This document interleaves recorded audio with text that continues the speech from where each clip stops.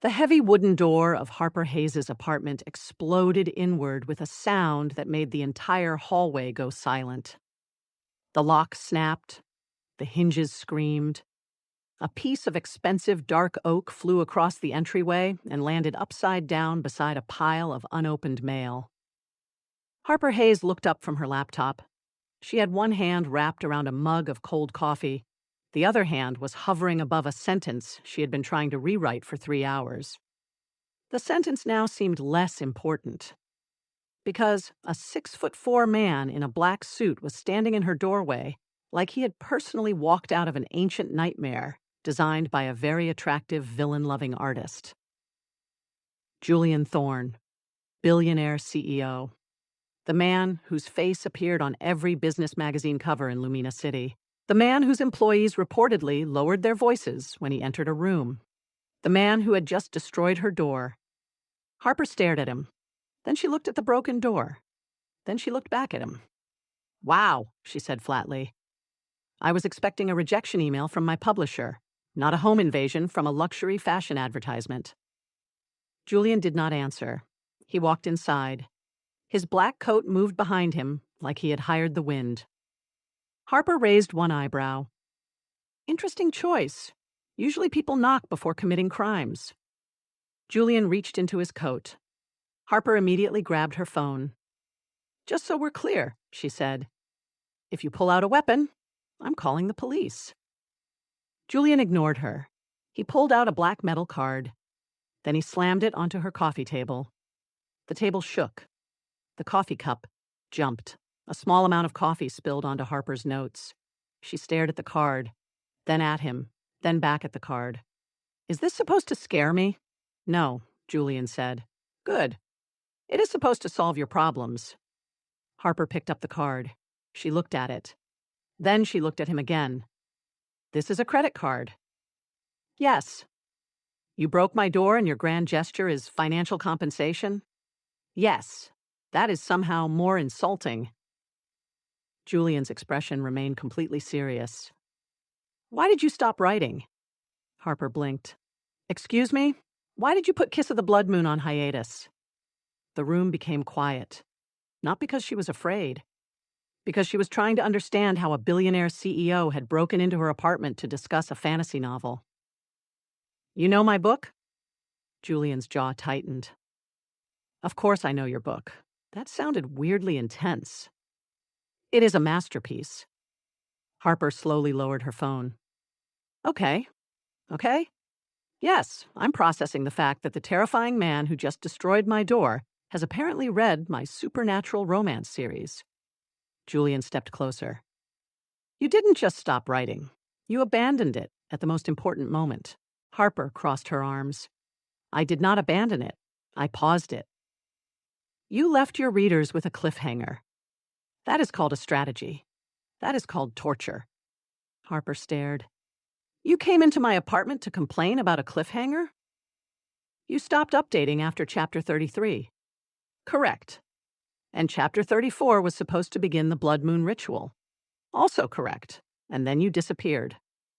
I took a break. You took a break for 5 months. I had deadlines.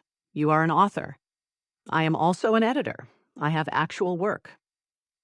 Julian looked genuinely offended. "You created a world with 7 kingdoms, 12 bloodline factions, ancient wolf magic, and a prophecy about the Crimson Eclipse. Then you abandoned it because your schedule became inconvenient?" Harper pointed at the broken door. "You are currently standing inside my apartment because you are emotionally upset about fictional wolves. They are not fictional." Harper paused. "Interesting sentence." Julian ignored the warning tone. "The male lead, Cale Veyron, is the alpha of the Nightfang Dominion. He spent 33 chapters protecting Alina from assassins, betrayal, and political enemies. Then, when the rival alpha poisoned the sacred moon ceremony, Cale simply walked away." Harper nodded. "Yes. Why?" "Because it created tension. It created stupidity." Harper's eyes narrowed. "Did you just insult my writing?" "I insulted Cale's decision." "Cale is my character." "Exactly. That means you insulted my writing." Julian stepped forward. He had the rival pinned against the stone altar. Yes. He had the strength to end the conflict. Yes. He had the authority. Yes. He had the rage of an alpha king. Yes. Then why did he not bite him? Harper stared. Because biting someone is not always the answer. Julian looked horrified. Not in that situation. Especially in that situation. The rival had challenged his mate. He had not challenged his mate. He insulted her during a political negotiation. Exactly. That is not exactly. It is completely exactly.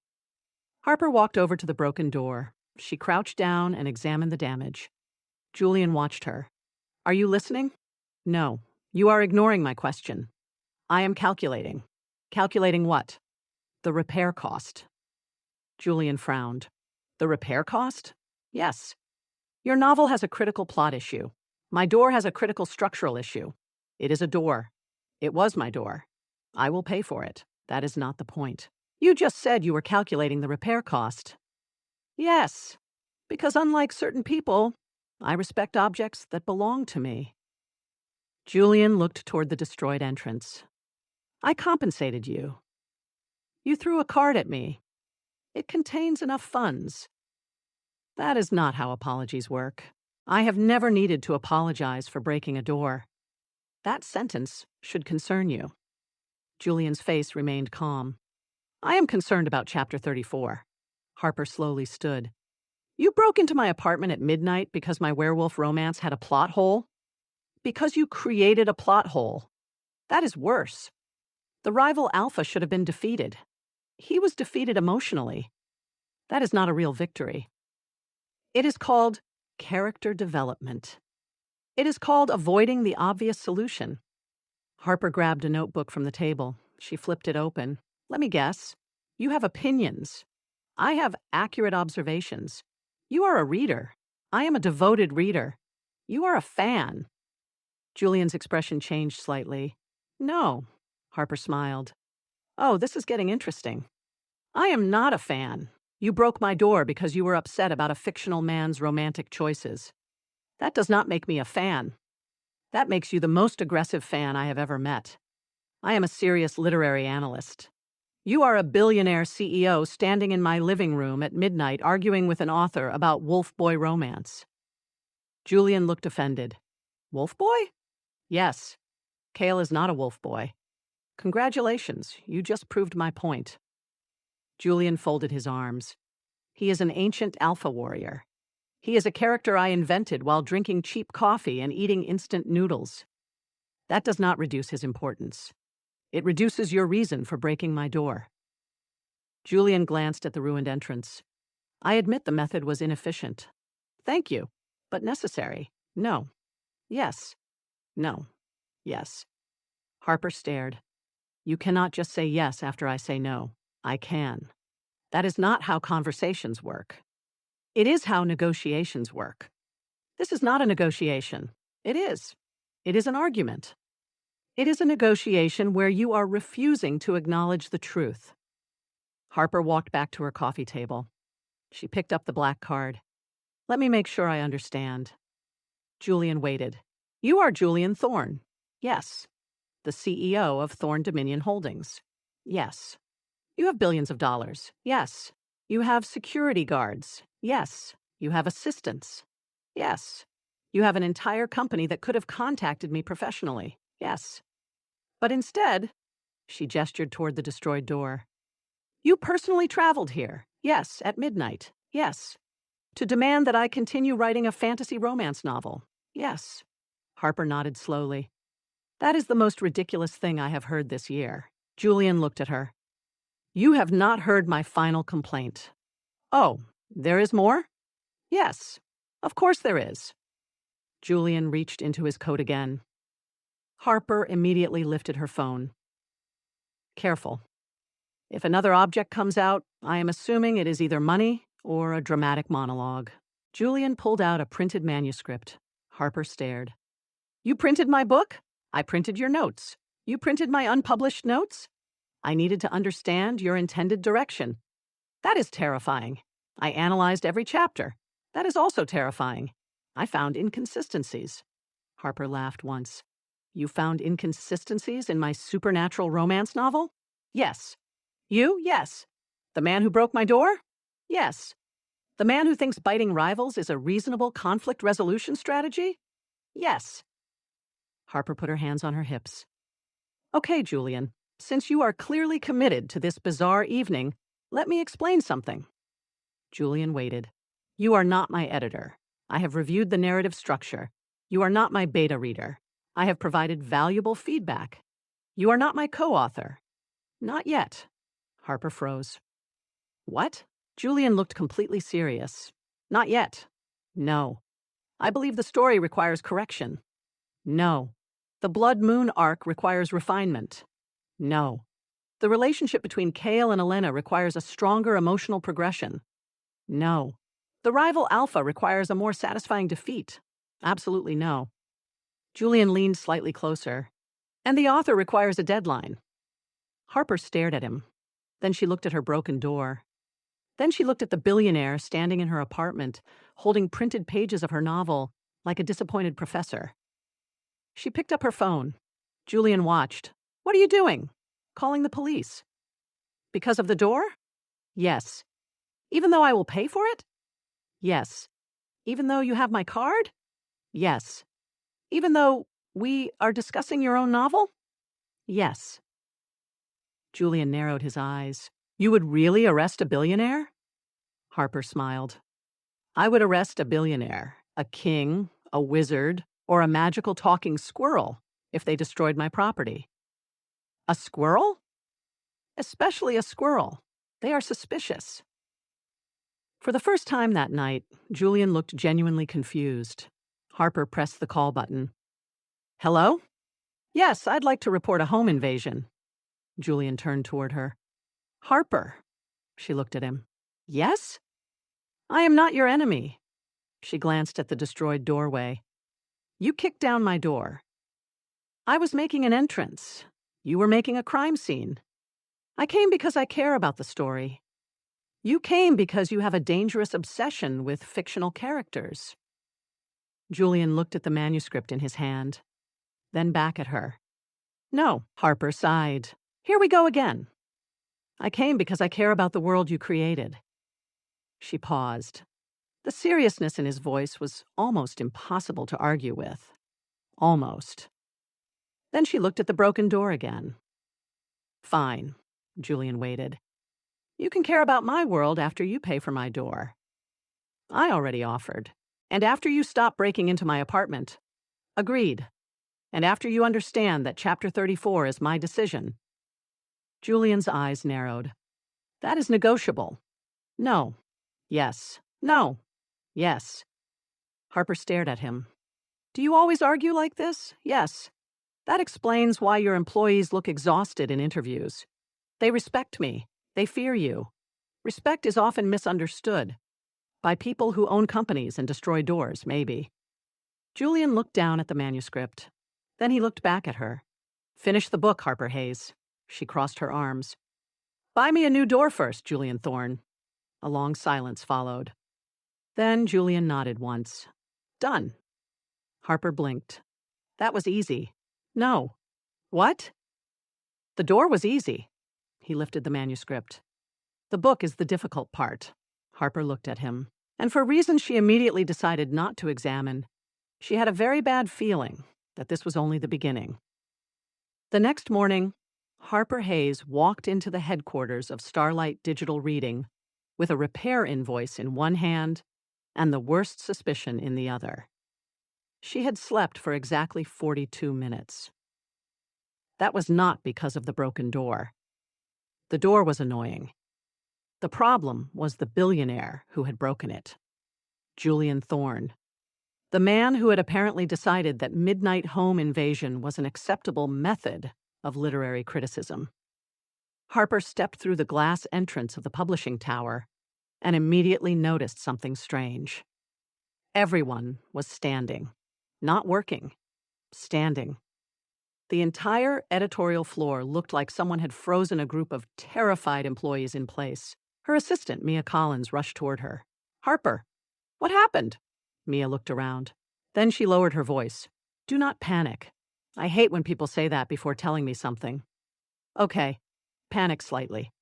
Harper stopped walking. Mia, the company was acquired last night. Harper blinked. What?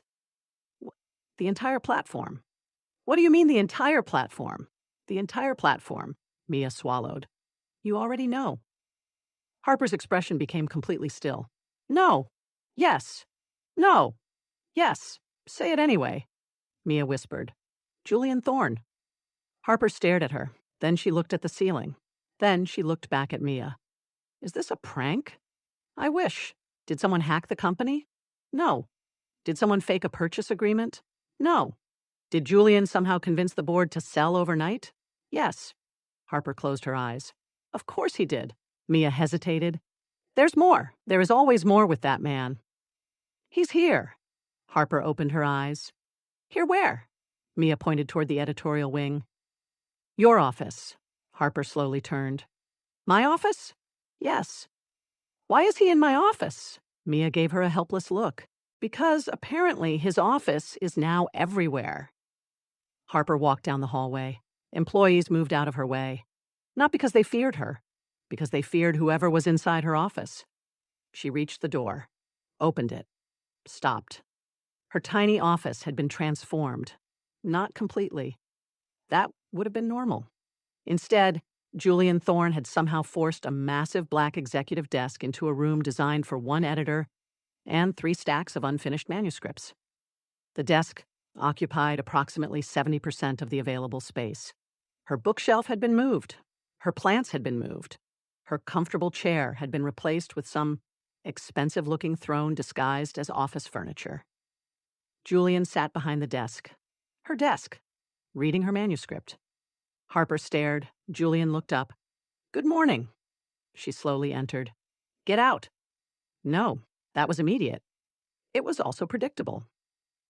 You moved your desk into my office. Yes. Why? To oversee the core project. My office is 8 feet wide. Yes. You are the CEO of a global conglomerate. Yes. You own several buildings. Yes. You chose my tiny office. Yes. Why? Julian looked genuinely confused. Because this is where the important work happens.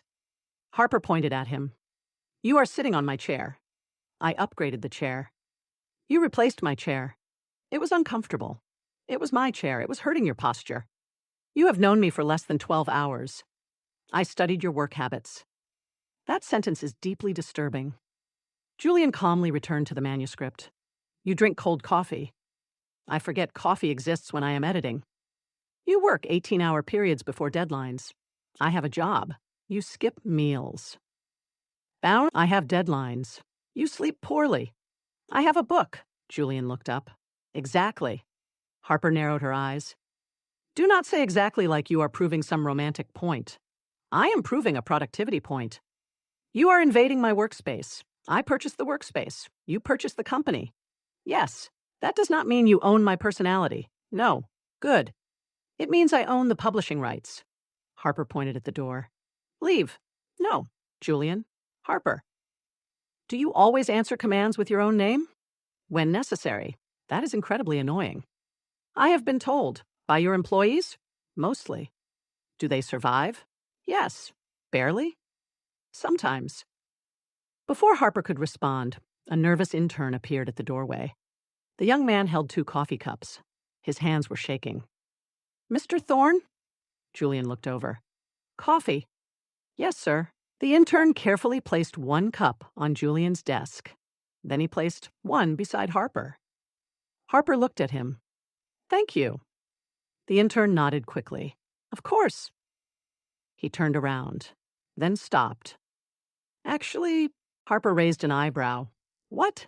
The intern looked between them. Should I bring more coffee? No, Harper said. Yes, Julian said at the same time. They both looked at each other. The intern froze. Harper pointed at Julian. No more coffee. Julian pointed at Harper. More coffee. She does not need more caffeine. She needs focus. She needs you to stop controlling everything. She needs to finish the manuscript. She needs you to understand that humans require personal space. Julian looked at the intern. Bring 2 more. Harper looked horrified. Do not encourage him. The intern nodded. Yes, ma'am. He walked away. Harper watched him leave.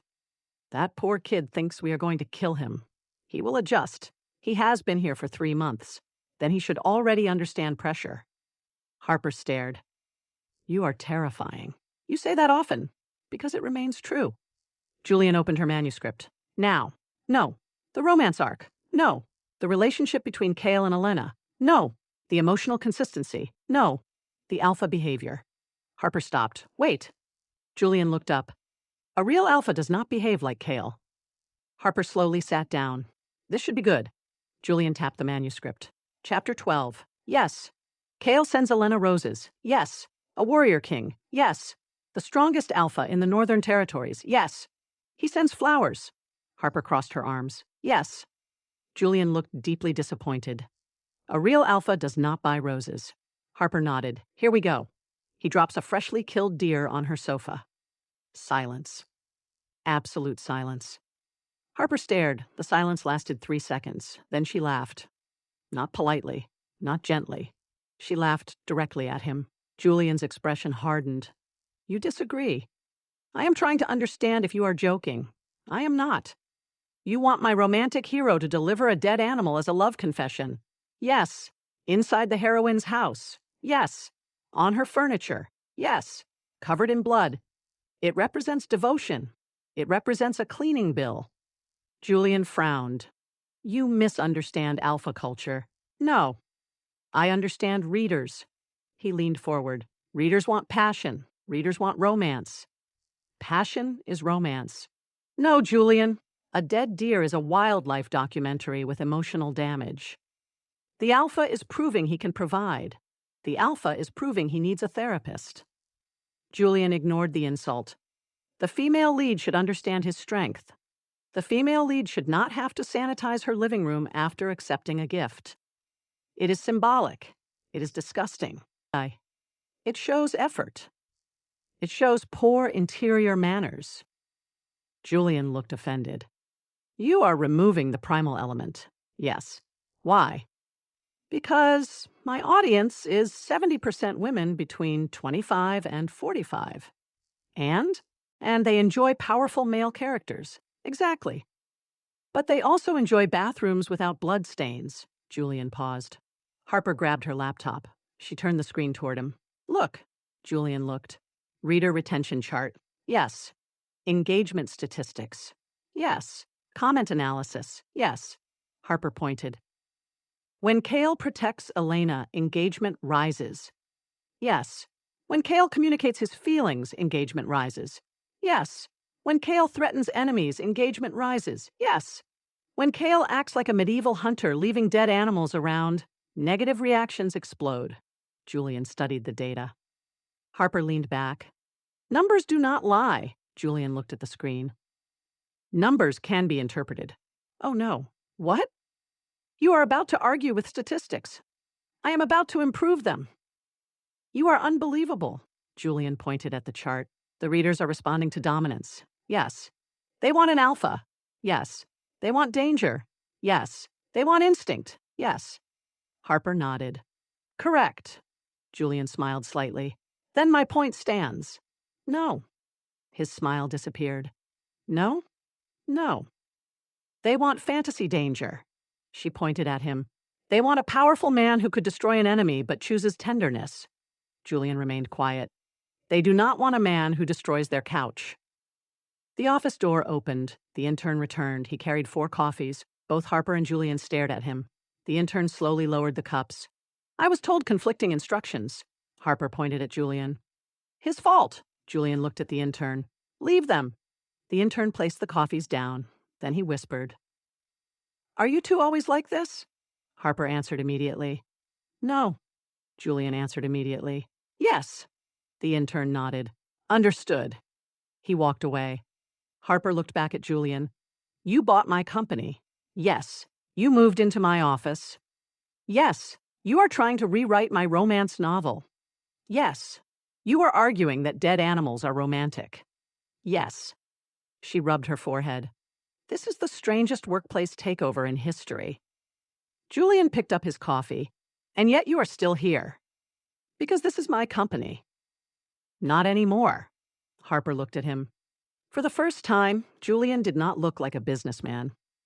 He looked like someone who had genuinely committed himself to this ridiculous mission.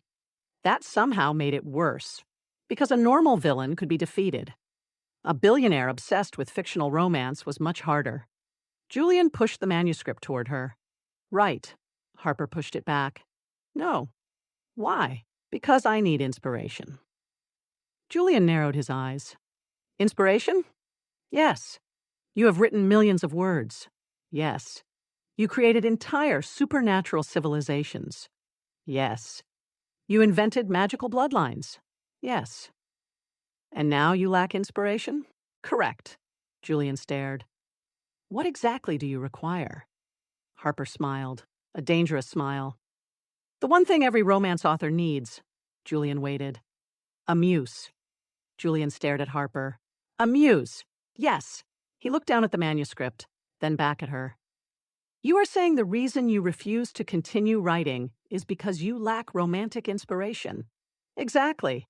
You created a romance novel. Yes. You created a love story between an ancient alpha warrior and his fated mate. Yes. You created the emotional foundation yourself. Yes. And now you cannot continue because you require outside inspiration. Yes. Julian leaned back in his chair. Harper noticed that expression. She hated that expression. It was the expression of a man who had just found a loophole in a contract. No, she said immediately. Julian raised an eyebrow. I did not say anything. You were about to. You cannot know that. I have worked with executives for 10 years. I know that face.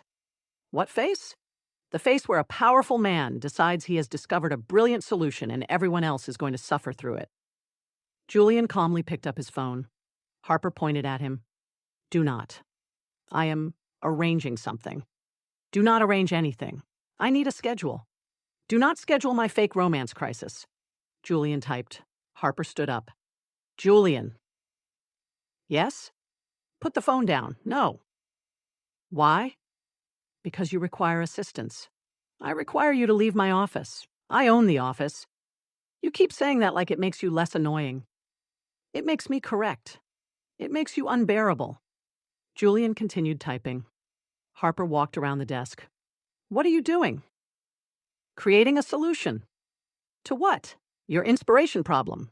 I do not have an inspiration problem. You just said you did. I have a writer's block problem. That is the same thing. No, it is not. Julian looked up. Explain. Harper crossed her arms. Writer's block is a complex creative issue. Yes. It requires time. No. It requires patience. No. It requires emotional space. No. It requires a muse. Harper stopped. She slowly pointed at him. That was not an invitation. Julian placed his phone on the desk. Starting tonight, I will become your muse. The silence that followed was so complete that even the office outside seemed to stop. Harper blinked. Absolutely not. Julian looked confused. Why? Because that sentence alone should get you removed from management. I am offering practical assistance. You are offering to become my romantic research experiment. Yes, that sounds worse. It is efficient. It sounds like something a villain says before locking someone in a tower. I am not locking you in a tower. Your security team did follow me from the elevator. They were protecting you. They were carrying a clipboard. They were recording your schedule. That is called surveillance. That is called organization. Harper dropped back into her chair. No. Julian looked at her. You need real-life romantic data. No. You need experiences. No. You need to observe relationship dynamics. No. You need a muse. No. Julian nodded. Good. Harper narrowed her eyes. What do you mean good? I expected resistance. Of course you expected resistance. That means the plan is working. What? You are emotionally engaged. I am angry. Strong emotions are useful for writing. Harper stared. You are using my own writing advice against me. Yes. That is deeply irritating. I know. You enjoy this. A little. She pointed at him. There. That. That is the first honest thing you have said. Julian stood. Harper immediately noticed. That was a mistake. Because Julian standing made the tiny office feel even smaller. Tonight? No. 7 o'clock? No. Dinner? No. A location with appropriate atmosphere? No. Conversation exercises? No. Observation of romantic compatibility? No. Potential inspiration for Chapter 35? No. Julian paused. Then what would make you agree? Harper smiled. She knew she had him. Nothing. Julian stared. That is not a negotiation. Correct. You are refusing without a condition. Correct. That is inefficient. It is peaceful. Julian considered this. Then he picked up his phone again. Harper frowned. What are you doing now? Adjusting the strategy. You cannot adjust my refusal. I can adjust the circumstances around it. That is somehow worse. Julian typed. My assistant will arrange dinner. Harper stood. Julian. Yes? I am not going. Yes, you are. No. Yes. No. Yes. Do you hear yourself? Yes. You sound insane. I sound determined. You sound like a billionaire who thinks every problem can be solved by purchasing it.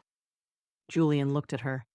I purchased a publishing platform because your work was being mishandled. That is not normal. It was effective. You broke into my apartment because of a fictional plot. That was also effective. My door disagrees. The replacement door is arriving this afternoon. Harper stopped. What? I upgraded it. I did not ask for an upgrade. The original door was insufficient. It kept normal people out. I am not normal people. That is exactly the issue. Julian ignored that. 7 o'clock. No. 7:15. No. 7:30. Changing the time does not change the answer. 7:35. Are you negotiating against yourself? No. You are literally moving the time while I reject the entire concept. I am optimizing. You are impossible. 7:30. Harper stared at him. Then she pointed at the coffee. Did you drink all that? Yes. How many cups? 4. Of course. The office door opened again. The intern appeared. He looked nervous. Mr. Thorne? Yes? Your assistant sent the schedule. Harper turned. What schedule? The intern held up a tablet. Tonight's event. There is no event. Julian took the tablet. There is now. Harper walked over. She read the screen. Her expression changed. Absolutely not. Julian looked over. What? You booked a private restaurant? Yes. You reserved a table? Yes. You arranged transportation? Yes. You hired a photographer? Yes. Harper looked up. A photographer? For memory analysis. That is a date. It is research. It is literally a date. It has the structure of a date. Because it is a date. Julian looked genuinely confused. A date is a method of collecting interpersonal information. Harper stared. Have you ever been on a normal date? Yes. When? Julian paused. Harper smiled. Interesting pause. It is irrelevant. It is extremely relevant. I have attended social functions. That is not dating. I have had dinners. With business partners? Yes. That is not romance. It involves conversation and food. So does a board meeting. Julian looked thoughtful. That explains why board meetings are inefficient. No, it explains why you have no idea what romance is. The intern quietly backed toward the door. Harper noticed. Where are you going? The intern froze. Me? Yes. I was leaving. No. Stay. The intern looked horrified. Why? Because someone needs to witness this conversation and confirm I am not losing my mind. Julian nodded. Good idea. The intern looked between them. I do not think I am qualified. You are qualified, Harper said. I am an intern. Exactly. You still have normal human judgment. Julian looked at the intern. What is your opinion? The intern became pale. My opinion? Yes. About? The concept of a date. Harper crossed her arms. Careful. Julian crossed his arms. Answer honestly. The intern swallowed. A date usually means two people like each other. Harper pointed at him. Thank you, the intern continued. But, Harper looked suspicious. But? Mr. Thorne is very rich, Julian nodded. Harper looked offended. That is your argument? No, the intern looked nervous. I just mean if someone can buy an entire company overnight, I assume he can probably make a nice dinner. Harper stared. The intern slowly lowered his eyes. I apologize. No, you are right. Julian nodded. Excellent. I said the dinner might be nice. Yes. I did not say I was going. Yes. Harper looked at Julian. Stop agreeing with things you invented. Julian ignored her. 7:30? No. 7:30? No. 7:30. Do you have another setting? Yes. What? Persistent, I noticed. Julian picked up her manuscript. Chapter 35 cannot wait. Harper immediately reached for it. Give me that. No. That is my manuscript. I am protecting the project. You are kidnapping my paperwork. I am motivating you. You are holding my work hostage. I am holding it until you agree. Harper stared. You are actually blackmailing me with my own novel. No, you are. No. What is it then? Creative encouragement. That is the most CEO answer possible. Julian handed the manuscript back. 7:30, Harper grabbed it. You are unbelievable. Yes. You admit it? Yes. That is annoying. I know. She looked at the manuscript, then at him. Fine. Julian's expression changed slightly. Excellent. Do not celebrate. Why? Because I am not agreeing to a romantic date. What are you agreeing to? A research dinner. Good. With strict conditions. Name them. No photographers.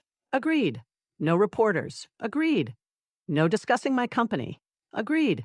No rewriting my characters during dinner. Julian paused. Harper pointed. No. Fine. No trying to convince me that dead animals are romantic. Julian looked away.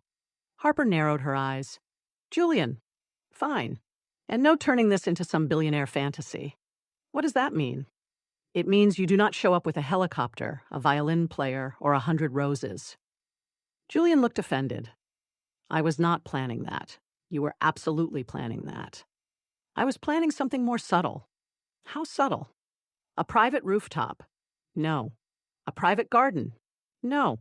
A private ocean view. No. A private restaurant. Julian stopped. Yes. Normal restaurant? Yes. Normal clothes. I do not wear abnormal clothes. You walked into my apartment dressed like a funeral director. It was a suit. It was a villain's suit. Julian looked down. This is a standard suit. Not when you wear it like you are about to announce the end of civilization. The intern quietly raised his hand. Both looked at him. Harper frowned. What? Should I cancel the 4 coffee deliveries? Harper and Julian answered together. Yes. Then they looked at each other. For once, they had agreed on something. The intern nodded. I will consider that progress. He left. Harper picked up her laptop. 7:30. Yes. I am only going because I need inspiration. Yes. I am not admitting you were right. Yes. I hate that you keep saying yes. Yes. Harper looked at him. You are doing that on purpose. Yes. She grabbed a stack of papers and threw them onto her desk. Get out of my office until tonight. Julian walked toward the door. Then he stopped. Harper looked up. What now? Julian turned. Wear something suitable. Harper stared. Excuse me? For research. Julian. Yes? If you say anything else about my clothing, I will use your expensive coffee machine as a weapon. He considered that, then nodded. Understood. Harper waited. Julian opened the door.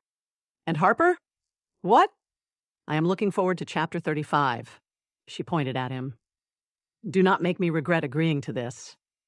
Julian gave a small, confident smile. That is the purpose of a successful experiment. The door closed.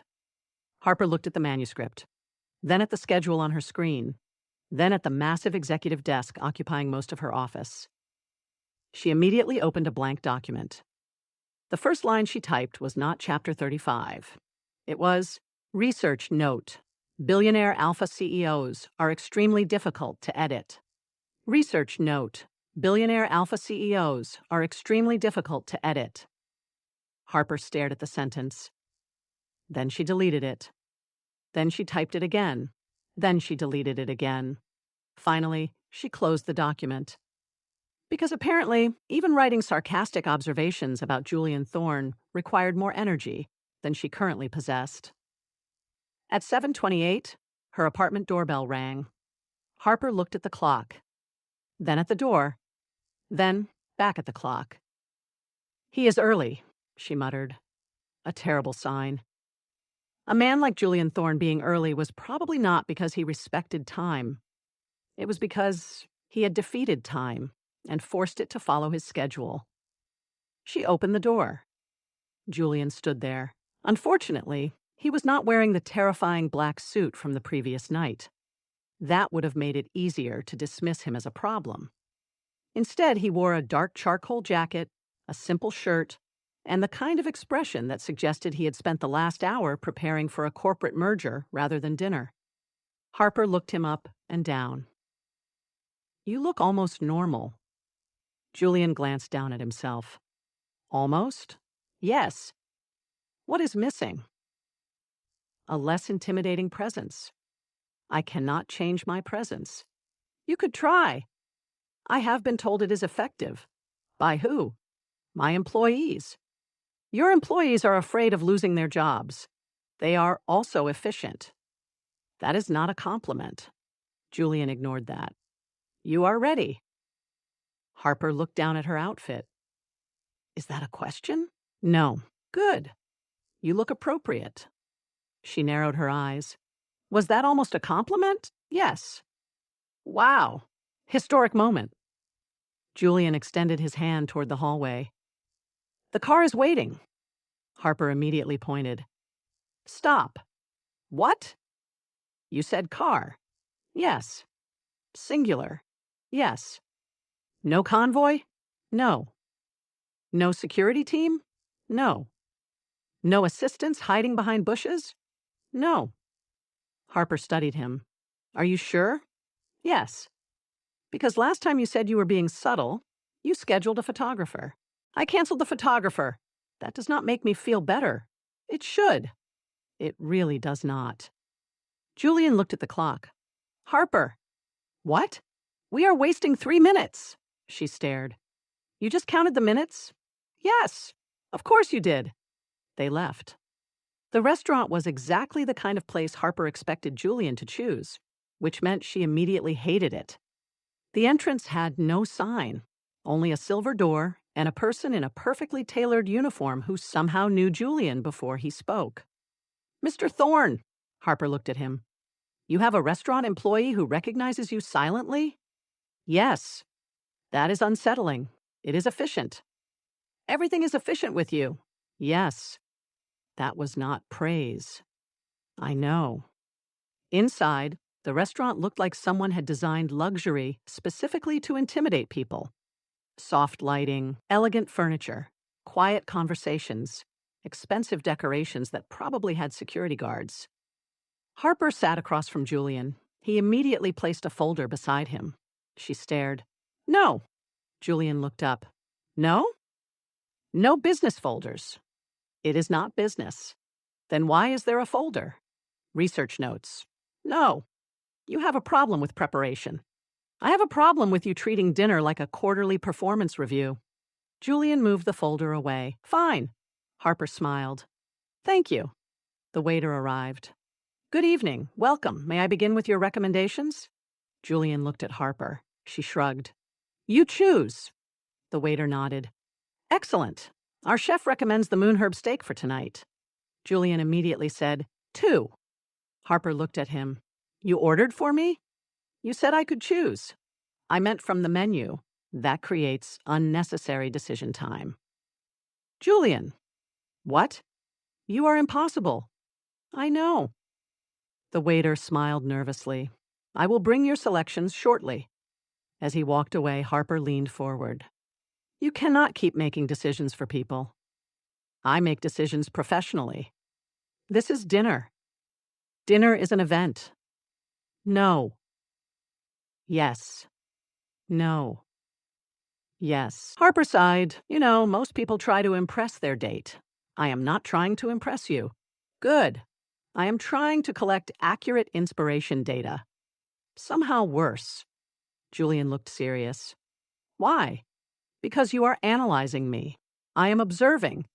That is what people say before making a spreadsheet. I have not made a spreadsheet. Yet. Julian looked away. Harper pointed. Yet. Before he could respond, the waiter returned. Your meals. The plates were placed carefully. Harper looked down, then immediately frowned. Wait. The waiter froze. Yes, miss? This is not what I ordered. The waiter looked confused. I apologize. This is the moon herb steak. Harper glanced at Julian. No, this is his. Julian looked down, then at Harper's plate. Something changed. It was subtle, very subtle. But Harper noticed. His shoulders tightened. His eyes sharpened. The air around him shifted. The waiter noticed too. Sir? Julian stared at the plate. She received the wrong meal. The waiter swallowed. I am very sorry. I will replace it immediately. Julian's voice dropped. Immediately? Harper's eyes widened. Oh no, not this. Not here. Not in a restaurant full of rich people. Julian leaned slightly forward. The mistake was made after she clearly communicated her request. The waiter became pale. Yes, sir. Julian's fingers touched the edge of the table. Harper saw it. A tiny movement. But she had seen enough. She knew exactly what was happening.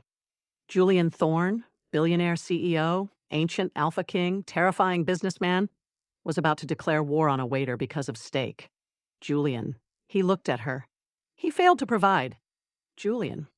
His eyes narrowed. He disrespected. No. He brought you something you did not request. Yes. Then the problem must be corrected. Yes. Immediately. Yes. Then why are you stopping me? Harper smiled. Because she understood something important. Julian could negotiate billion-dollar deals. He could intimidate executives. He could probably make entire companies panic with one phone call. But he had absolutely no idea how restaurants worked. She reached across the table, grabbed his arm, hard. Julian stopped. The waiter stopped. Several nearby guests stopped pretending not to watch. Harper leaned closer. Do not growl at the waiter. I was not growling. You absolutely were. I was expressing dissatisfaction. You sounded like an angry supernatural creature. I am dissatisfied. You are one sentence away from challenging a steak to combat. Julian blinked. That is not logical. Neither is terrifying the person holding our food. The waiter slowly stepped backward. I can replace it.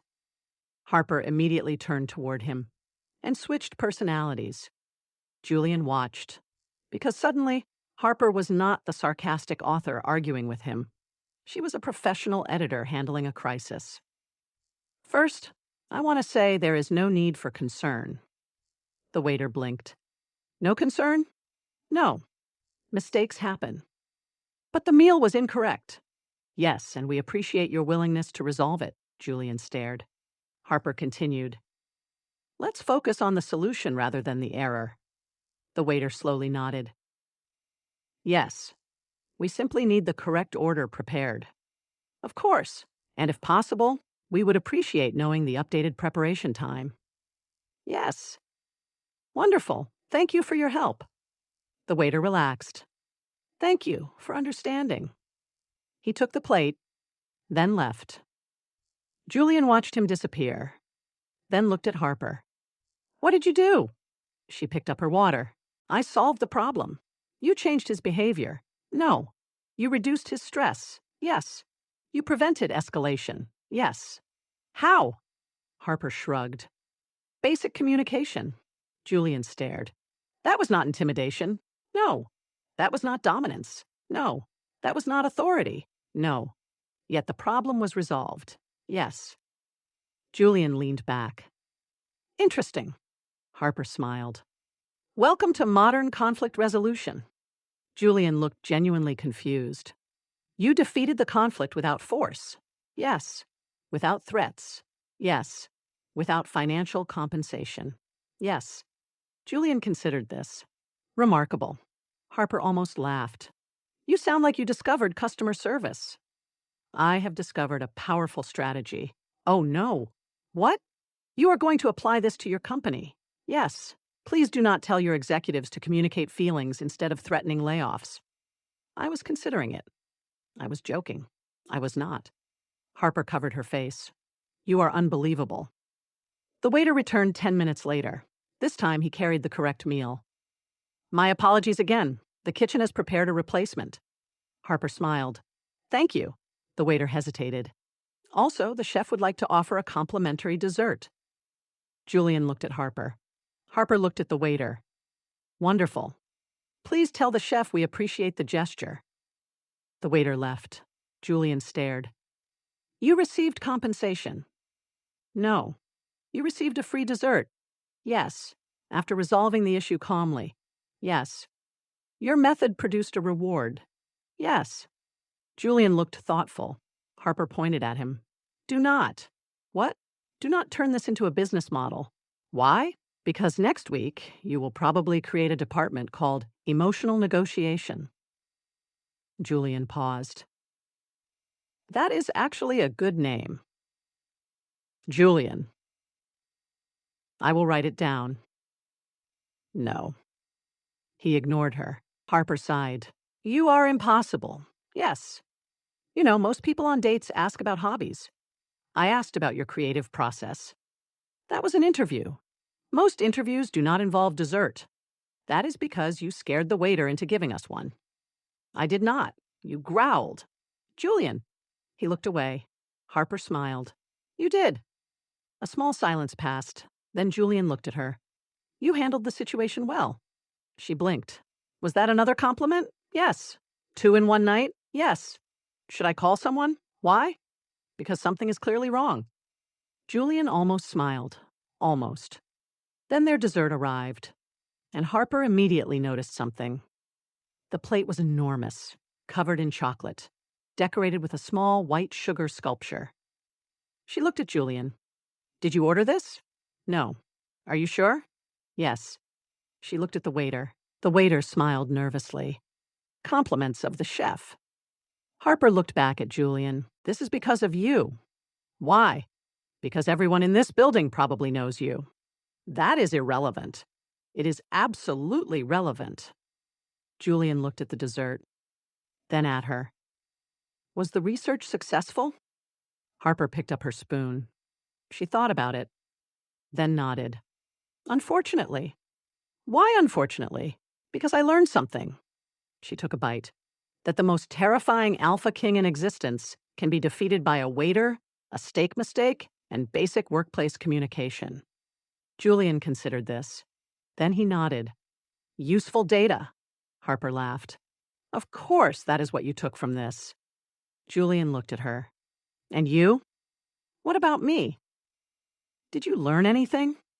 Harper looked at him across the table, at the billionaire who had invaded her life, bought her company, argued about fictional wolves, and nearly declared war over dinner. She lifted her spoon. Yes. What? That you are much harder to edit than any character I have ever created. Julian nodded. Good. Good? Yes. Why? Because I prefer being unforgettable. Harper opened her mouth, then closed it, because unfortunately she had no immediate sarcastic response.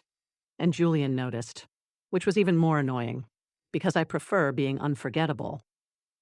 Harper hated that she did not have an immediate response. Not because the line was good. That was the irritating part.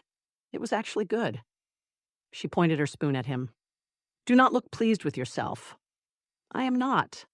You are. I am observing your reaction. You are enjoying my reaction. That is also an observation. Harper narrowed her eyes. You are dangerously close to becoming charming. Julian tilted his head. Is that a problem? Yes. Why? Because intimidating billionaires are easy to dismiss. And charming ones? More annoying. Interesting. Do not say interesting like you are adding it to your research notes. I already did. Harper stared. You actually wrote that down? No. She relaxed.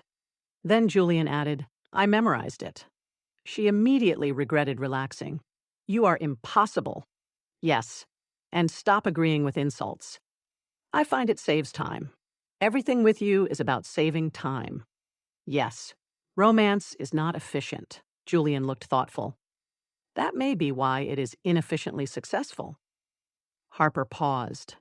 She hated when he accidentally made sense. The dessert disappeared. The restaurant slowly emptied. And for the first time since she met Julian Thorne, there was no argument waiting around the corner, which was suspicious. Very suspicious. Julian stood and offered his hand. Walk? Harper looked at his hand. Then at him. You are asking? Yes. Not ordering? No. Not scheduling? No. Not creating a 10-page itinerary called Walking Research Phase 1? No. Harper studied him. Are you feeling okay? Yes. You are acting almost human. I am always human. Debatable. Julian looked mildly offended. Harper smiled. Fine. She placed her hand in his. The contact lasted only a second, but Julian became completely still. Harper noticed. You okay? Yes. You froze. I did not. You did. I was considering something. What? That you make observations very quickly. That is my job. You edit people. Harper laughed softly. No. I edit words. Are you sure? Yes. You have spent the entire evening correcting my behavior. Because your behavior required corrections. Julian nodded. Fair. That answer surprised her. Usually Julian argued until reality surrendered. Tonight, he simply accepted it. They stepped outside. Lumina City was quieter at night. The bright towers still glowed above them, but the streets had slowed down. No meetings, no employees rushing, no executives trying to impress Julian, just people walking home. Harper tucked her hands into her coat pockets. So? You actually know how to walk without a security team. Yes. Shocking. I have done it before. When? Julian looked ahead. Long ago. Harper glanced at him. That sounded suspiciously dramatic. It was not intended to. That made it worse. He looked at her. I am not trying to be mysterious. Everyone says that right before becoming mysterious. I have lived a long time. Harper slowed slightly. She looked at him. Is that a billionaire thing? No. A rich person exaggeration? No. A weird metaphor? No. Julian stopped. Harper stopped too. The city lights reflected in his eyes. Harper? Yes? I mean it literally. She stared. The joking answer almost came automatically. Almost. But something about his expression stopped her. Not fear. Not intimidation. Something else. A seriousness that did not feel like a performance. You are joking. I am not. You expect me to believe that? No. Good. I know it sounds impossible. Because it is impossible. Yes. Harper crossed her arms. Then why tell me? Julian looked away. That was a mistake. She blinked. A mistake? Yes. Julian Thorne admitting something was a mistake? Yes. Interesting. Do not write that down. She smiled. I thought you liked observations. I do. Then answer. He was quiet for a moment. Then, because you asked. Harper frowned. That is it? Yes. You tell people things because they ask? No. Then why me? Julian looked at her. Because you ask questions without wanting something from me. That answer landed differently. Harper opened her mouth, then closed it. Because for once, there was no obvious joke. So she returned to safer territory. Fine. Ancient mysterious billionaire. Let us discuss your terrible opinions about romance instead. Julian looked relieved. Good. You really prefer arguing. Yes, I knew it. They continued walking. Your problem, Julian said, is that you underestimate instinct. My problem? Yes. I have many problems, apparently. Continue. You write powerful alpha characters. Yes. But you remove their natural behavior. Because natural behavior is sometimes ridiculous. Not always. Your natural behavior includes breaking doors and threatening steak. I did not threaten steak. You were emotionally close. I was protecting you. You were protecting me from incorrect meat? The principle mattered. Harper laughed. There it is. What? The real you. Julian looked at her. What do you mean? You pretend you are this cold, terrifying businessman. I am. Yes, but then you reveal you are actually a giant, aggressive guard dog. I am not. You are. I am an alpha. Same thing with better branding. Julian considered arguing, then stopped. That comparison is inaccurate. Is it? Yes. Explain. A guard dog protects anyone nearby. And you do not? No. Then what do you do? Julian looked at her. I protect what I consider mine. Harper raised an eyebrow. There is the terrifying part. He immediately added, not ownership. She paused. What? I mean loyalty. The correction came quickly, almost too quickly. Harper noticed. Julian noticed that she noticed. I choose carefully, he continued. Very few people get close to me. Because they are afraid? Because most people want something. Harper looked down the street. And you think I do not? No. That is a very confident answer. It is accurate. How? You insult me constantly. She laughed. That is your evidence? Yes. That is ridiculous. No one who wanted something from me would tell me I have poor romantic instincts. That is fair. They would agree with me. Probably. They would tell me dead deer are acceptable gifts. Harper smiled. Definitely. Julian looked at her. You are the first person in a very long time who treats me like a person instead of a position. The sentence was simple. Almost too simple. Harper looked at him. Julian. Yes? You know that is actually a little sad, right? I know. Most people have someone. I have employees. That is not the same. I know. Friends? I have professional relationships. That is not the same either. I know. She studied him. The terrifying CEO. The impossible alpha. The man who could buy companies overnight. And somehow, he was terrible at the one thing he was supposedly helping her write. Connection. You are really bad at romance. Julian looked offended. I have demonstrated several successful romantic concepts. You almost scared a waiter into changing careers. He corrected the mistake. You argued about dead animals. It was a cultural discussion. You planned a date like a military operation. That was efficient. You are proving my point. Julian looked away. Possibly. Harper smiled. Wow. What? You admitted uncertainty. I am capable of it. You hide it well. I am required to. Why? Julian was quiet. Then he answered. Because leaders cannot appear weak. Harper looked at him. And do you believe that? He did not answer immediately. That was answer enough. No, Harper said softly. Julian looked at her. No? No. Why? Because tonight I watched you almost start a war over a steak. That is not weakness. No, she smiled. It was ridiculous. Yes, but it was because you cared. Julian looked at her. The distance between them suddenly felt smaller. Not because either moved, because the conversation changed. Harper cleared her throat. So? If you are my muse, yes. You understand this is research. Yes. And not a real date. Julian looked at her. I understand. Good. But I disagree. Harper sighed. Of course you do. I believe research can become something more. Julian. What? You cannot treat romance like a business merger. Why? Because people are not companies. I know. Do you? Yes. Then stop trying to acquire every problem. I am trying to understand. That made her pause, because that was the difference. He was still overwhelming, still impossible, still Julian Thorne. But underneath all that confidence was someone genuinely trying to learn. Harper looked ahead. You know what your problem is? What? You think being powerful means having all the answers, and you do not. I know. She looked at him. You do? Yes. Then what do you need? Julian was quiet. Then, someone who tells me when I am wrong. Harper smiled. Congratulations. What? You found the wrong person. I disagree. Why? Because you have done nothing but tell me I am wrong. She laughed. That is true. And yet I am still here. Harper looked at him. Yes.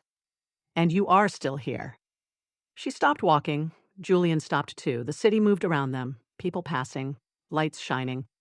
But for a moment, the argument disappeared. Harper looked at the man who had destroyed her door, bought her company, and turned a publishing crisis into the strangest date in history. You really want to help me finish this book? Yes. Why? Julian answered immediately. Because I want to know how it ends. She smiled. That is the fanboy answer. Yes. And the CEO answer? He looked at her. Because your story matters. That was harder to dismiss. Much harder. Harper looked away first. Fine. Fine? Fine. What does that mean? It means tomorrow you can continue your ridiculous Muse experiment. Julian's expression changed. A small victory. Too small for anyone else to notice. Harper noticed. Do not look proud. I am not. You are. I am observing. You are impossible. Yes. She shook her head, then started walking again. Julian walked beside her. Not ahead, not behind. Beside her. And somehow, that was the strangest thing of all. And somehow, that was the strangest thing of all. Because Harper Hayes had spent years creating impossible worlds, ancient warriors, hidden kingdoms, supernatural battles, fated mates. But she had never written a character as difficult to understand as Julian Thorne. Unfortunately, she also had never written one who was so annoyingly useful. 3 days later, Harper stood behind a signing table surrounded by thousands of copies of Kiss of the Blood Moon and tried not to admit that Julian's ridiculous Muse experiment had worked. Not because he was right. That was important. He was not right. He was simply useful in the most inconvenient way possible. Next, Harper called. A teenage fan stepped forward, clutching a copy of the novel like it was a sacred artifact. I cannot believe I'm meeting you, Harper smiled. I cannot believe you waited 4 hours in line. I would have waited 8. That is concerning. The girl laughed. I love Kale. Good. But I think he should have destroyed the rival Alpha in chapter 34. Harper froze. The girl smiled. Sorry. No. Harper slowly looked around. Did Julian put you up to this? The girl looked confused. Who is Julian? Never mind. She signed the book. The fan walked away. Then another appeared. And another. The event hall was packed. The Starlight Digital Reading anniversary signing had turned into something much larger than expected. Fans filled every corner. Posters covered the walls. People wore custom fantasy outfits inspired by the novel. A man dressed as Kale Veyron stood near the entrance, holding a fake silver sword. Harper pointed at him. Please tell me that sword is foam. The security guard checked. It is foam. Good. The guard nodded. He asked 3 times if it was realistic enough. Of course he did. Harper continued signing. Across the room, Julian stood near the security area. Not participating, not signing, just watching. Harper noticed him immediately, because of course she did. He looked completely out of place. A billionaire CEO surrounded by fantasy romance fans. Yet somehow, he looked more comfortable there than most executives at business meetings. A staff member approached him. Mr. Thorne, the crowd is larger than expected. Julian looked over the room. Yes. Should we increase security? Yes. The staff member nodded. I'll arrange it. Julian's eyes continued scanning the crowd. Something felt wrong. Not obvious. Not visible, but wrong. His attention moved. A man near the back, too still. A woman near the merchandise booth, watching exits instead of the author. Another person standing near the signing line. Not excited, not nervous, calculating. Julian's expression changed. The staff member noticed. Sir, clear the area around Harper. The staff member blinked. Why? Now. The command was quiet, but absolute. The employee immediately moved. Julian started walking. Harper looked up as he approached. You are doing the intense CEO walk. Julian stopped beside the table. The what? The walk. What walk? The one where everyone around you starts wondering if they are about to be fired. Harper. She looked at him. The joking expression faded, because Julian was not joking. What? Stand up. She frowned. What? Now. Julian, I have 50 people waiting. Harper. The way he said her name changed everything. Not louder, not dramatic, just serious. She stood. What happened? Julian stepped between her and the crowd. Stay behind me. Harper stared. Excuse me? Stay behind me. Why? The answer came from somewhere behind them. Because he finally realized. The crowd shifted. A man stepped forward, tall, dark-haired, smiling, too calm. The fans around him laughed nervously, probably assuming this was part of the event. A performance. A surprise. Harper looked at Julian. Friend of yours? No, the man smiled wider. Still pretending you don't recognize us? Julian's expression became cold. The temperature in the room seemed to drop. Ronan Vale. The man's smile disappeared slightly. So you remember. I remember every enemy. Several people around him moved. Slowly, quietly, too coordinated. Harper looked around.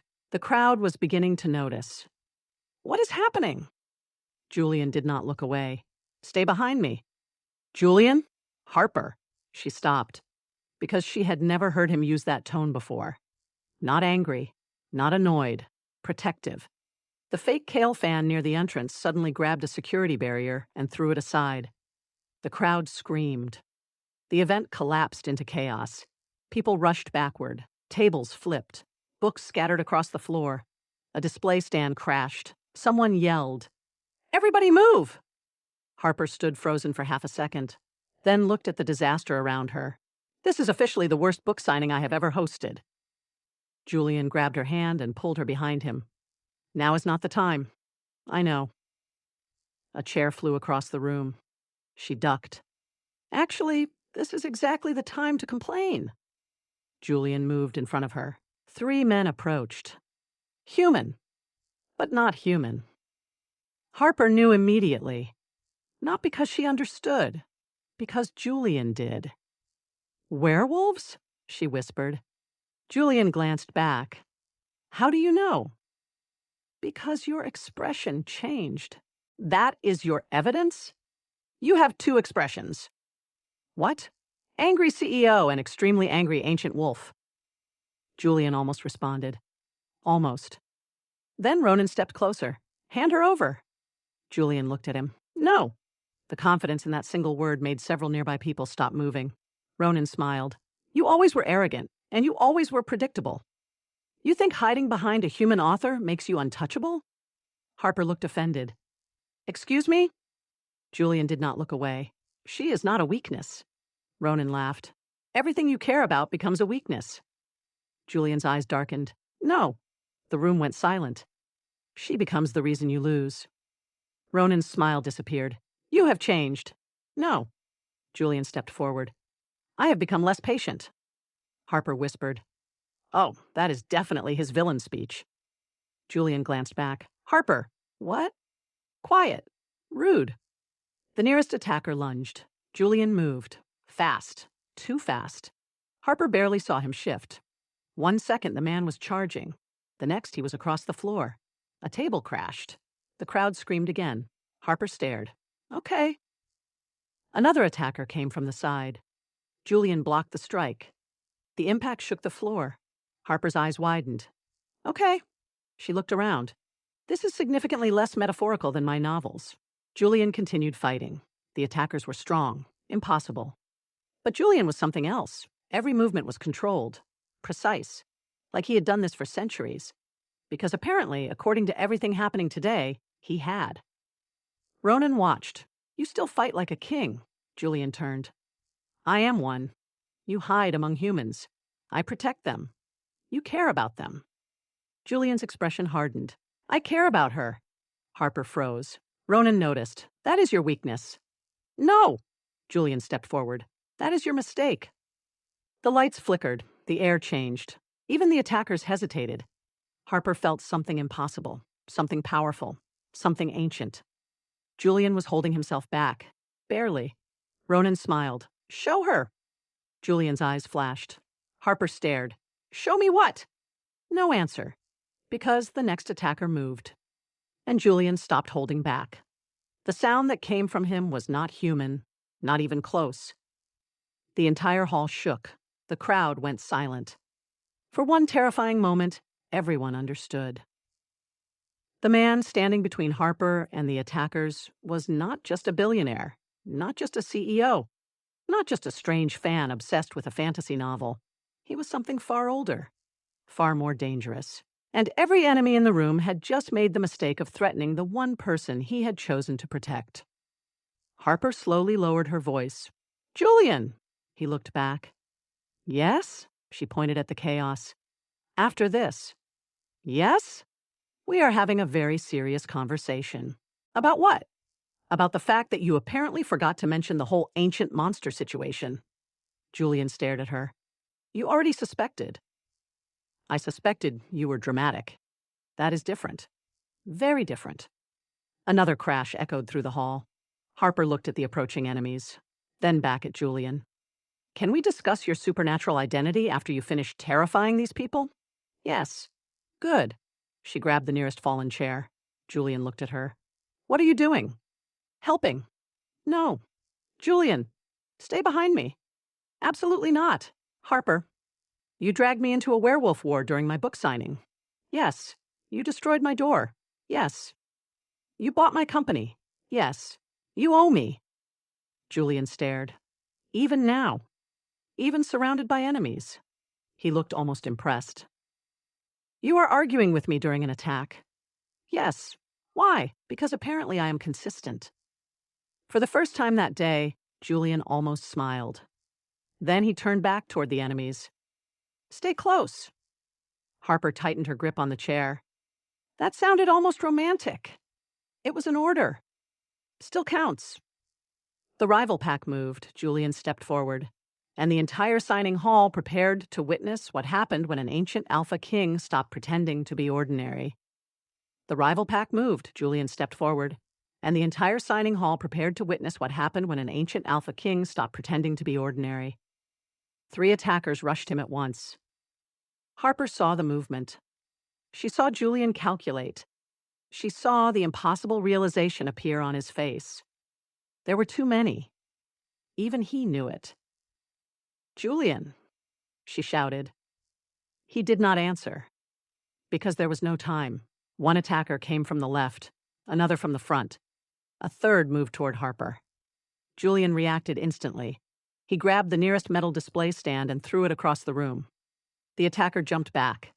The impact shattered the display. Fans screamed again. Security rushed forward. But they were ordinary humans, and these attackers were not.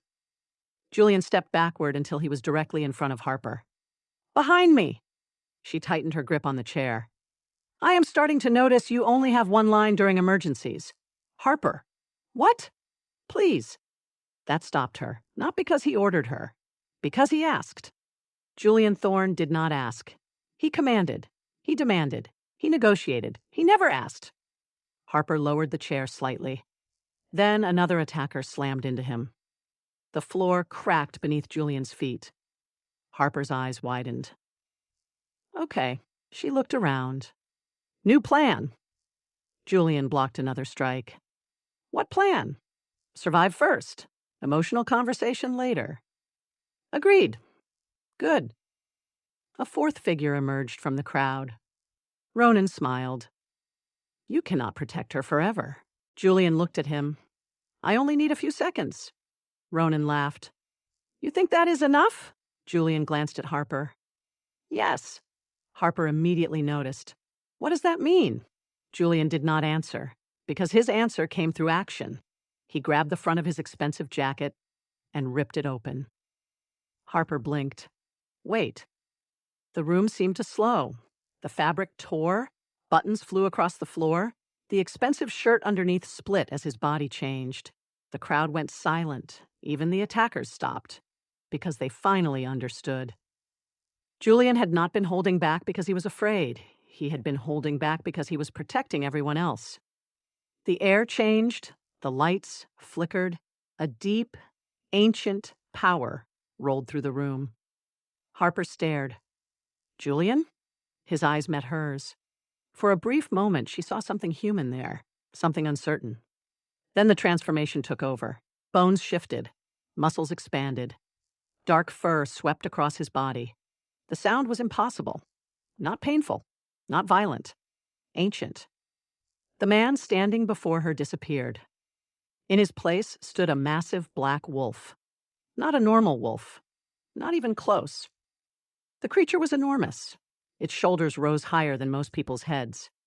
Its dark fur seemed to absorb the light around it. Its eyes burned with the same cold intelligence Harper had seen every day in the office. The same eyes that had argued with her about fictional plot holes. The same eyes that had panicked over a wrong stake. The same eyes that were now staring down a group of supernatural assassins. Nobody moved. Then someone in the crowd whispered, "That is not a costume." Harper looked at the giant wolf, then at the broken tables, then at the terrified fans, then back at the wolf. Her first thought was not fear. It was irritation, a very specific irritation, because suddenly several conversations from the past week made absolutely no sense. The rival pack attacked first. Big mistake. The dark wolf moved, fast. 1 second the attackers were standing. The next second they were flying across the room. Not killed, not destroyed, defeated. Completely.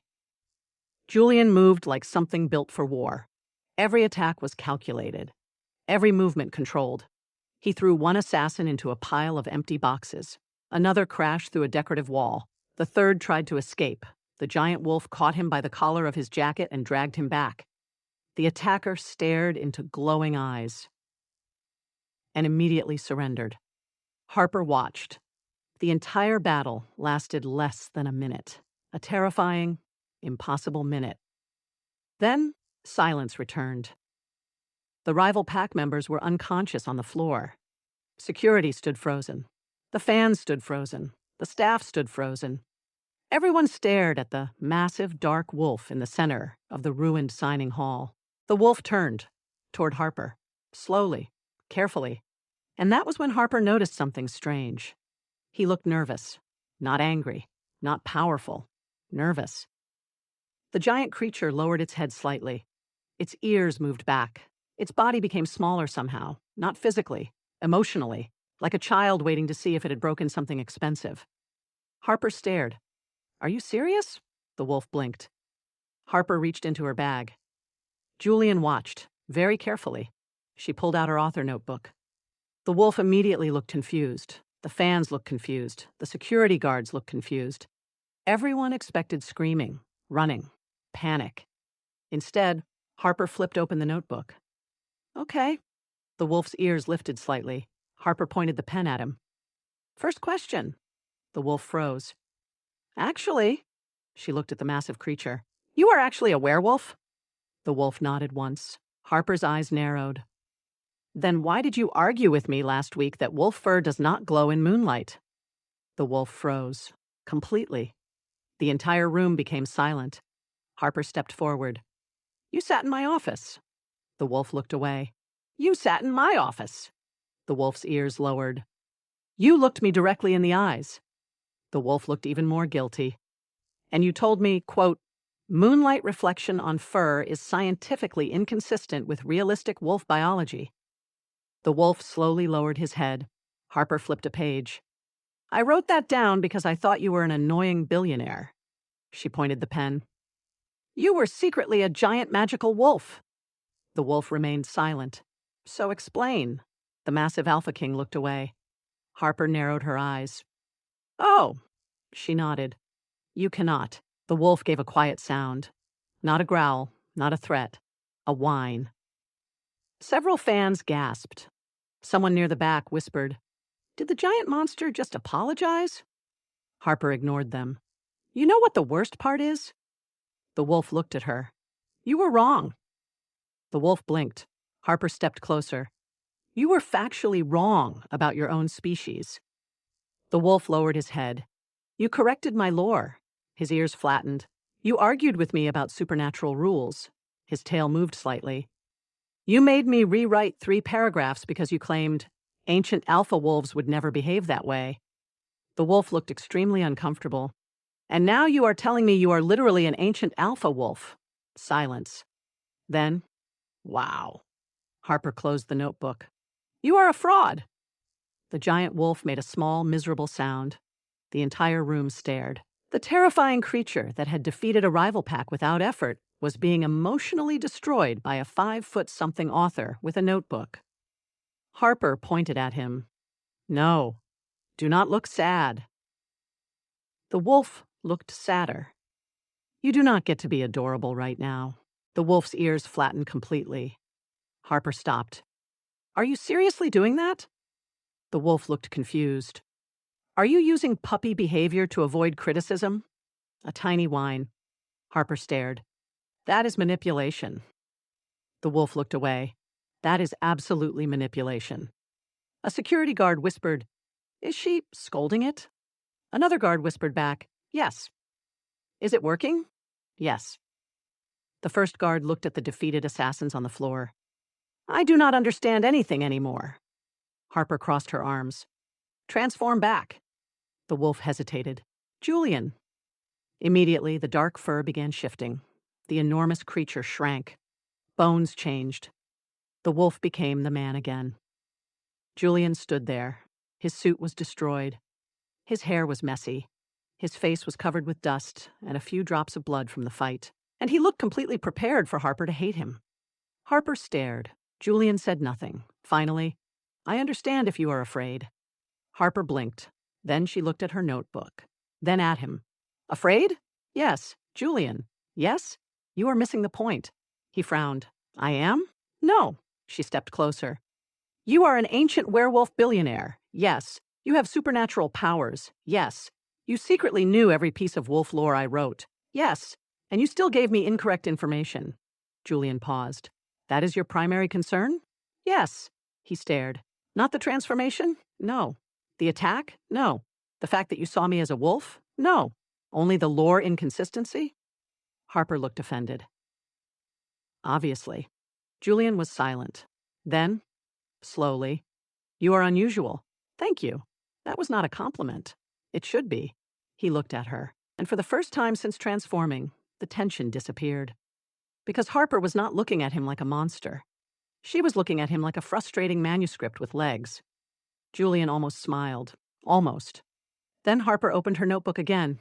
One more thing. His expression immediately changed. What? You owe me an explanation. For what? She pointed around the destroyed signing hall. Everything. Julian looked around, then back at her. That is fair. And after that? Yes? You are helping me fix the book. Julian blinked. What? You heard me. But the book? Your werewolf lore is a mess. Julian stared. You are criticizing my species.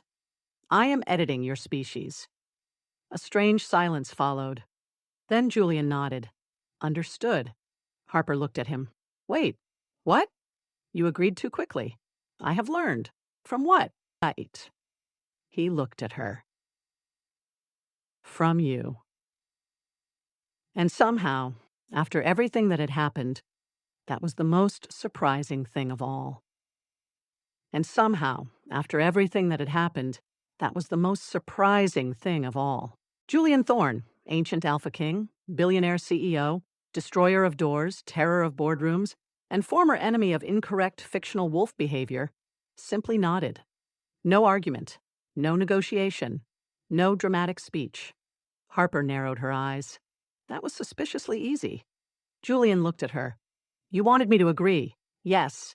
You wanted me to stop interfering with your writing. Yes. You wanted me to respect your creative decisions. Yes. Then I agree. Harper stared. You cannot just become reasonable now. It ruins my entire understanding of you. I can adapt. That is terrifying. Why? Because I thought I had you figured out. Julian tilted his head. And? And you are apparently capable of learning. I am. Annoying. I know. The emergency responders arrived. The rival pack was taken away. The fans slowly returned once everyone confirmed that the terrifying giant wolf had, in fact, been protecting them. and was not planning to eat anyone. The explanation was complicated, very complicated, mostly because nobody knew how to explain a billionaire CEO transforming into an ancient supernatural creature during a romance novel signing.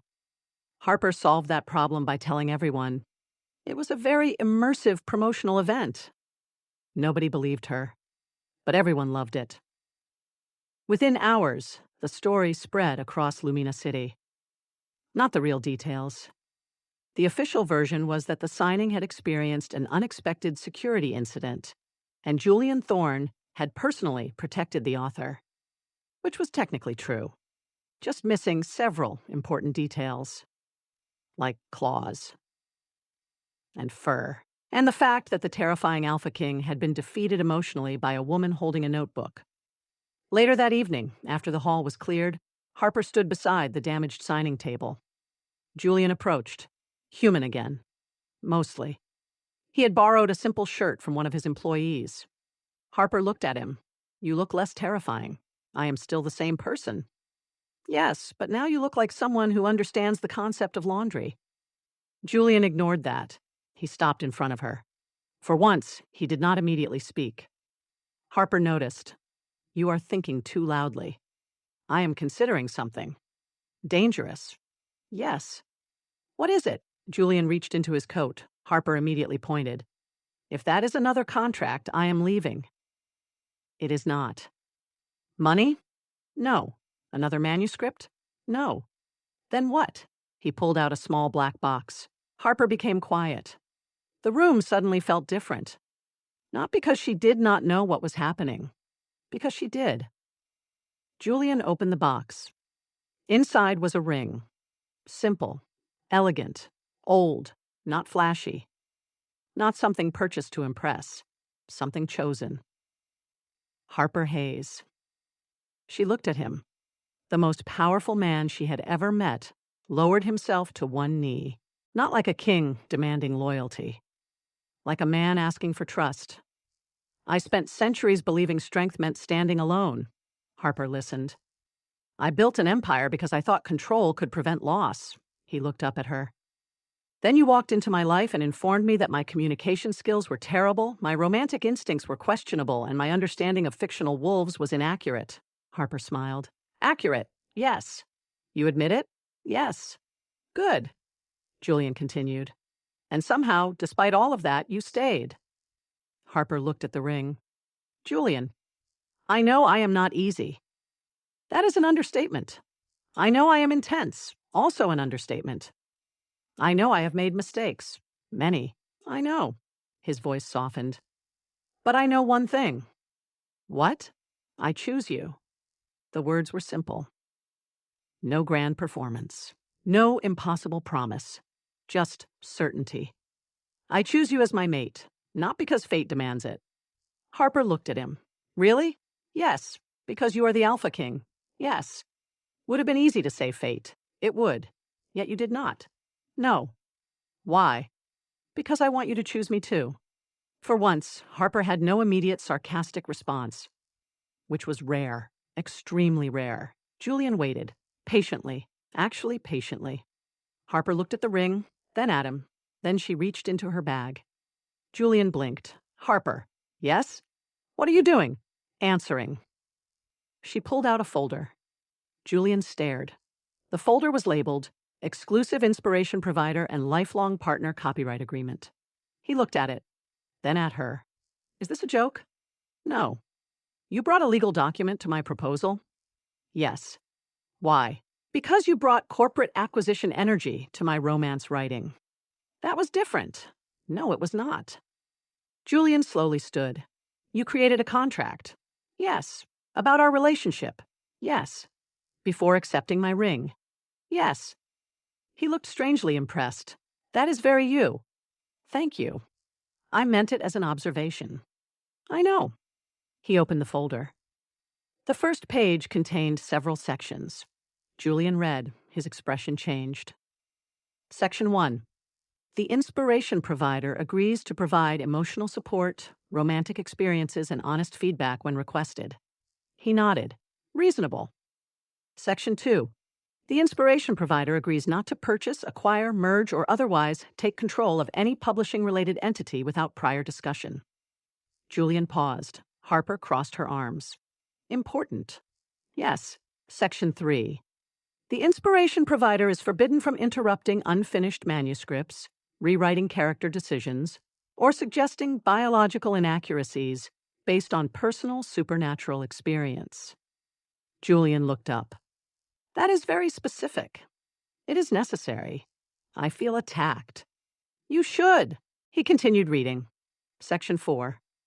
The inspiration provider acknowledges that the author has final creative authority regarding fictional worlds, fictional characters, and fictional romantic conflicts.